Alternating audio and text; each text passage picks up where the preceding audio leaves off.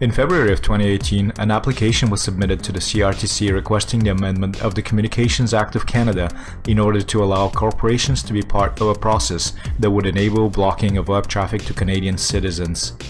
The proposal came from a coalition of about 30 companies, including internet service providers, cable TV providers, broadcasters, movie and music distributors, and etc. The coalition was named FairPlay. The application references several reports and surveys, which the coalition uses as supposed evidence to suggest that blocking of web traffic reduces piracy. In this high-level video, I will outline some of the problems that I have with the application and why the solution proposed would be ineffective. This was initially planned as a more in-depth video, however, as I was compiling materials I realized that the runtime for it would be pretty significant. Let me know in the comments if you'd be interested in seeing the extended version. I'm not here to argue whether piracy is legal or ethical. I'm here to explain my position of opposition to the proposed measure. I believe the precedent of allowing corporations to have a say of how internet is delivered to the Canadian people is something that should be avoided at all costs, especially when proposed via an application that completely lacks any technical details and provides only limited, high-level process-related details. The issue I have with this application is further compounded by the fact that this is a change proposed by companies who stand to directly benefit from such a precedent being set, even outside of the discussion of piracy. The whole application reads like it was written from the ground up with the blocking of web traffic in mind, instead of solving the problem of piracy. The high-level idea behind the proposal by the coalition is that a copyright holder should be able to submit web traffic block requests to a newly created agency. This agency would be called the Independent Piracy Review Agency, or IPRA for short. IPRA would review the request and then forward it to the CRTC, who can then review the request themselves and, if approved, would force the ISPs to block access to the proposed website. There are many inconsistencies with the application, from missing citations to contradicting facts. From process standpoint, one of the big inconsistencies is around the creation of the new agency IPRA. In the overview section of the application, the coalition states that the CRTC should be the one who creates the new agency. Yet, the very last point of the executive summary of the application states, the coalition undertakes to assume leadership in any further work required to establish IPRA and allow it to begin operating. Another problem I have with this application is the fact that the coalition seems to be concentrating on blocking of web traffic as the ultimate solution, while completely ignoring the source of the problem, namely, what causes piracy in the first place. This is extremely puzzling, as the first thing you would generally do when designing a solution to a problem is sit down and look at the cause of the problem. For example, the coalition's application includes a quote from the Canadian Culture in the Digital World report, which indicates that content creators want fair share of proceedings from digital channel distributions to prevent them from being forced to pursue non-creative career paths. Note that this quote does not mention illegal digital distribution channels at all. The coalition then goes on to completely ignore the very next paragraph from the report, in which content creators indicate that the prices of internet and digital subscriptions, such as cable TV, are too expensive, leaving the average Canadian household with little money to pay for actual content.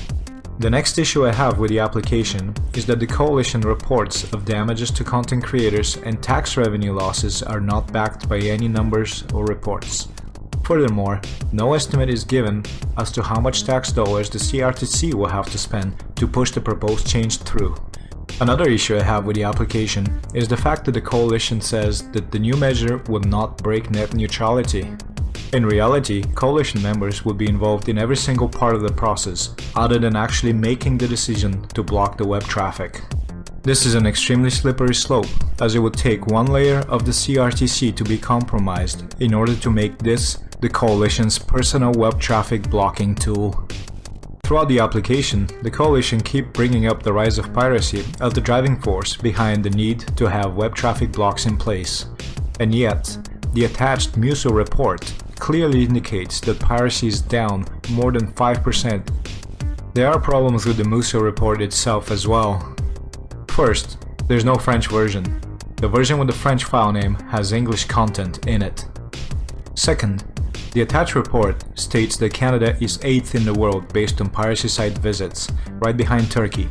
However, in the Global Muso report, Turkey is actually 6th and Canada is not even in the top 10.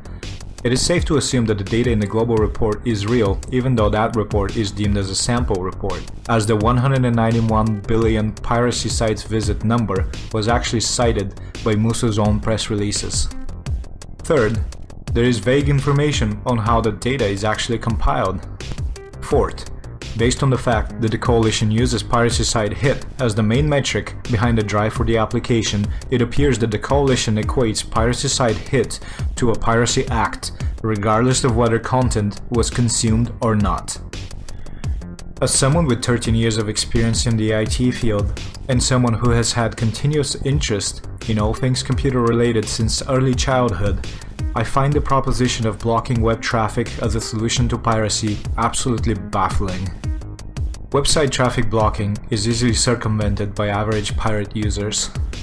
In addition, as mentioned earlier, it sets the precedent of allowing corporations to play a role in how Canadians receive essential services such as the internet. It is also inefficient. The coalition cites the UK as one of the examples of how blocking web traffic helps to reduce piracy. Yet, in the relevant reports that were referenced, it is clearly indicated that after the UK allowed the blocking of major pirate sites, the actual act of piracy only went down between 8.8% and 22%. This is a number which would be achieved naturally in a 2 to 4 year period if the trend observed in the Muso report that was provided by the coalition as part of this application continues. The number would also be achieved even faster if the coalition spends the time to offer services that are innovative from price and accessibility standpoints. In addition, according to Muso's Global Piracy Report, the average UK user visits piracy sites twice as much as the average Canadian user, even after website blocking was implemented. Another problem I have with the proposed solution is that the coalition seems to assume that once they're allowed to block websites, people will magically flock to buy legal services. This further illustrates the fact that they have spent no time looking into the actual causes of the problem of piracy and simply want to be allowed to block websites whether it prevents piracy or not. Lastly, the coalition makes no mention of how they would implement the traffic blocking from technical standpoint if the motion is passed. This is extremely puzzling and should raise suspicion given that the supposed success of the proposal relies on the technical solution to be nothing short of bulletproof, especially when Canadians' freedoms are at stake. In conclusion, the coalition's proposed solution to the problem of piracy is inconsistent and should not be considered by the CRTC. There appears to be no desire to resolve the problem of piracy, but rather a desire to implement the mechanism of allowing to block web traffic under the disguise of preventing piracy.